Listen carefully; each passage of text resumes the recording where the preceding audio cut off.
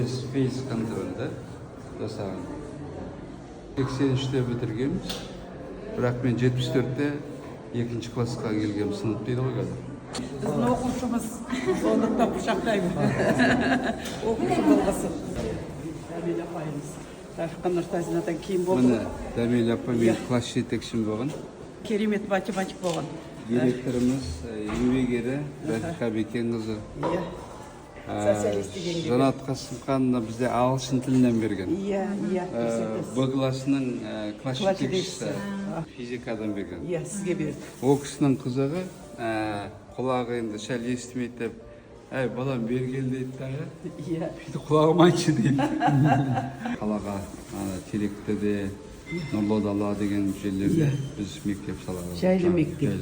Одан Розыбакиева Левитанада. Сосын Райымбека 210 деген мекен жайда. Иә. И Ақбұлақ деген мекен.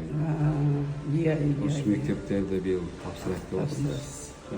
Соларды аралап бітіп, енді қол босағаннан кейін үстірге кіріп кетейік. Өте дұрыс, 100 жылдықтың алдында. Тем более мерейтой. Осы жерден келесі актыңыз алып алайын. Сәлеметсіздер. Міне, осы кітапхана кішілеу болса да. Мен ана жерде оқып отырғанмын. Сосын комсомол ұйымының жиналысы болып отыр. Жаңағы кім Убайда Смағұловна деген болды. Иә, қазақ әдебиеті. Иә. Соны енді балалар болғаннан кейін гуілдеп жатырмыз. Естіп жатқан жоқпыз, соны айтады жаңағы. Ал енді осы қыздар қашанғы комсомолдың хатшысы болады. Өте дұрыс айтқан екен. Одан да бір ұлдарды неге тағайындаймаймыз? Соны ол кісі партком, партийный секретарь дейді ғой кезде. Иә. Тұрып айтады, онда менде бір ұсыныс бар. Деп мен айтады. Мен онда естіп жатқан жоқ бата тұр. Айтады, ей тұр. 7-ші класс. Содан жаңа 180 градус ауысып кеттім да, үйге барып әкем айтам, әке, осылай мен комсомолдың хатшысы деп тағайындады. О, керемет екен.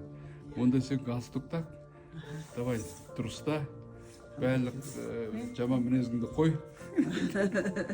Содан өзгеріп кеттім да, талай осы жерде жиналыстар өткіземіз. Сахнамыз.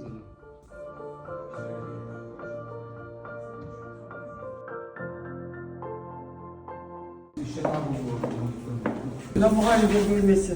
Баяғыда мұғалімдер бөлмесі еді ғой? Иә.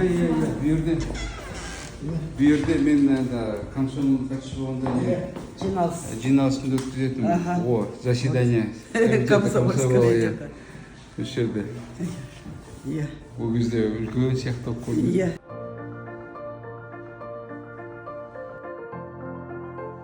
Компьютерный класстар 2014 жылғы екен. Енді уже 10 жыл өтіп кетті, енді ескірді. Устаревшие. Сондықтан мына балаларға жаңа керек енді.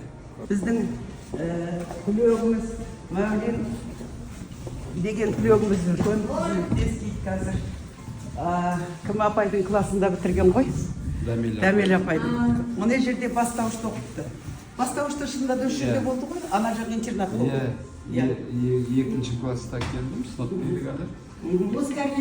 Осы жерлерде отырған мен енді ана бұрышта жерде отырған. Ана жігіттің қасында. Осы жерде. Мұғаліміңіз кім еді бастауыштағы? Кім? Қаншайым апай. О, керемет қой, жақсы. Еске оқыңдар балдар. Армандарың бар ма? Жақсы, арманыңа жетесің армандасың. Әмин, айтқаныңыз. Ерінбей оқыңдар, бір-біріңді сыйлаңдар, жақсы ма? Айтқаныңыз. Апайлардың айтқанын істеп, ата-аналардың айтқанын істеп, қуанттыңдар әрқашанда, иә?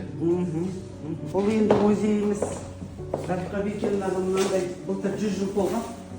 Соған осындай не арнап қойдық. 90-ға келген кезінде ғой деймін. Енді көзі көрмеді ғой соңында. Иә, ол көрмей қалды. Сонда дауыспен естіп тұрады да мені айтады, Мәулен, сен есіңде ме? Осыншама жыл, осынша күні сен анда барған уақытта деп күніне дейін біледі ғой. Ой, память. Өте керемет еді. Керемет. Бекжанова ғой, Бекжан Сәуле апай. мына менің классым міне. Аха, сіздің классыңыз. Саят міне. Аха. Енді әшкейлі бұл кезде әшкеті бар тұмын. Иә, не тұрсыз ғой? 83 жылғы медалистер сыныбы. Иә. Сіз медальмен бітірдіңіз ғой, медалистер сыныбы.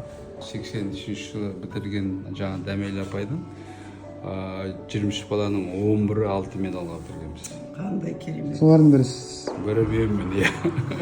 Сәндеш апай. Иә, Сәндеш ол мықты мұғалім болды. Ана Қаншайым апай тұр баста. Өте жақсы дайындалып келгенсің. Рахмет деп маған күнделігіме жазатын Сәндеш апай маған.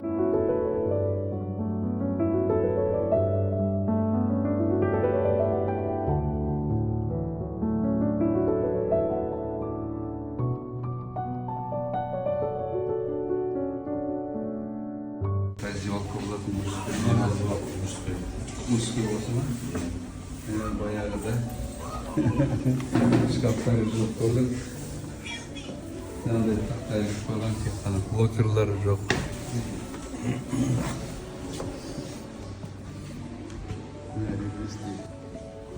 Аудандық баскетболдан, футболдан турнир болатын. Такштың алдында респект. Респект, содан кейін такша.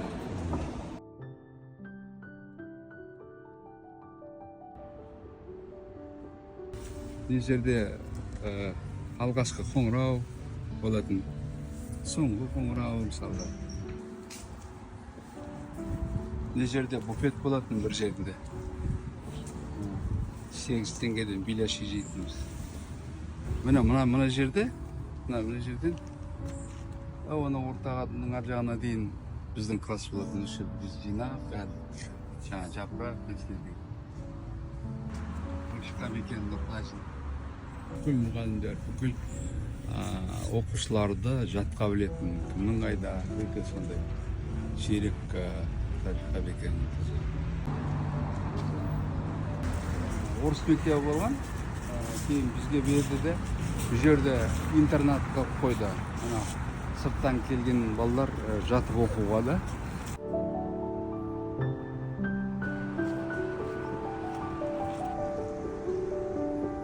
Секен Тұрысбектің көңіл толқын деген күйі.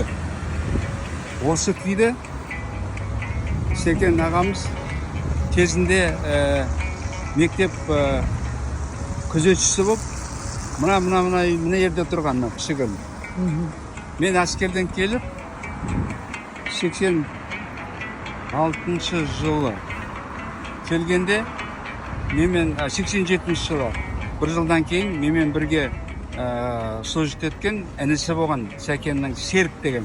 Серік екеуміз келіп, Секен аға осы жерде отырып, домбырамен осы көңіл толқынын бірінші алғашқылардың бірі болып тыңдаған мен сол кезде. Енді есімде жоқ, қашан шыққаны, бірақ өте қайғылы, 2 қызы қайтыс болған кезде Секен ағамыздың шығарған толқынағы күйі. Міне осы жерде тыңдаған осы жерде. Мынау енді мектепке кіре беріс. Мына жерде спорт алаңы дегенде футболды жерде ойнайтынбыз.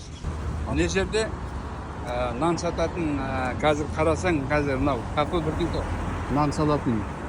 Сода рогаликтер олатын 5 теңге болады. Үлкен алам қазір алып тастаған бір өлер. Керек емес. Қандай ғимарат екенін білмеймін. Мектепке келмеу керек еді осылар. 2 қабатты бір үй болатын. Ескі, мына сияқты ма? Есімде жоқ, 2 қабат па, 3 қабат па? Соны бұзып, орнына осыны салып жатқандар ғой. Ол кезде Сергей Миронович Киров, Ленинград обком партиясының бірінші хатшысы болған Сталиннің кезінде. Сол кісінің атына берілген школа имени Сергей Мироновича Кирова дейді. Мектепті ұмытуға бола ма? Қалай ұмытасың? Әлі күнге есіме түсе береді мысалы. Алғашқы кезде келгенім, соңғы қоңырауларымыз, мектептің арасындағы қалай қызық оқиғалар.